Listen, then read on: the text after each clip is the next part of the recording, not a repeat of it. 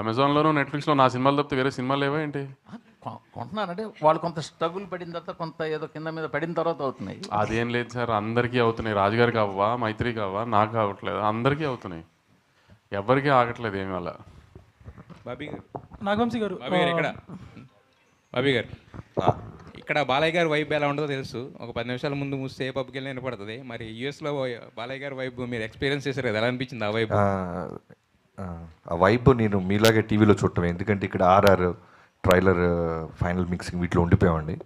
నేను, వంశీ గారు, తమన్ గారు. So heroines and Balayya Babu గారు వెళ్ళటం జరిగింది. సో అందరిలాగే నేను కూడా ఉన్న ట్విట్టర్ స్పేస్లో వాటిలో చూసాం. 12వ తారీఖుని చూద్దరు కానీ నేను 12వ తారీఖు కాదు, రేపు 9వ తారీఖు అనంతపూర్లో చూడబోతున్నాం. అయితే యాక్చువల్గా సెకండ్ హాఫ్ అంటే దీంట్లో డాకు అనే క్యారెక్టర్ ఏదైతే ఉందో కొంచెం మీరు షూట్ చేసిన ఎపిసోడ్స్ అదంతా కూడా అంటే అది ఏ ప్రాంతం అదేంటే అది ఒక జస్ట్ ఒక కల్పిత ప్రాంతమా లేదంటే కొంచెం నేటివిటీకి దూరంగా ఉన్నట్టు అనిపిస్తుంది? దాని మీద క్లారిటీ. అంటే మన నేటివిటీలో ఉండేలాగా, అంటే లొకేషన్ అవుట్డోర్ లాగా వేరే నార్త్ లాగా ఉంటుంది కానీ బట్ మన నేటివిటీ ఎమోషన్సే ఉంటాయి ఫర్ షూర్. కాన్సార్ పక్కనే ఇది, అందుకని ఇంకా పేరు పెట్టలేం మేము కూడా.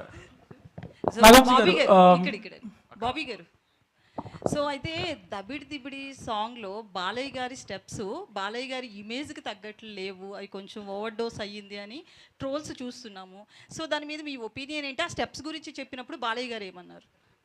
అదే ముందు నుంచి చెప్తున్నట్టు బాలయ్య బాబు గారు ఏ విషయంలో ఇన్వాల్వ్ అవ్వరండి. కంప్లీట్లీ డైరెక్టర్స్ అండ్ కొరియోగ్రాఫర్ ఏం చెప్పినా సరే ఆయన ఎస్, దాని మీద డిబేట్లు డిస్కషన్స్ ఏమి ఉండవు. మేము కూడా సర్ప్రైజ్ అయింది ఏంటంటే, ఇప్పుడు ఒక చాలా బ్యూటిఫుల్ సాంగ్ చిన్ని చిన్ని అని ఒక పాప మీద అనంత్ శ్రీరామ్ గారు చాలా బ్యూటిఫుల్ సోల్ఫుల్ లిరిక్స్ రాశారు.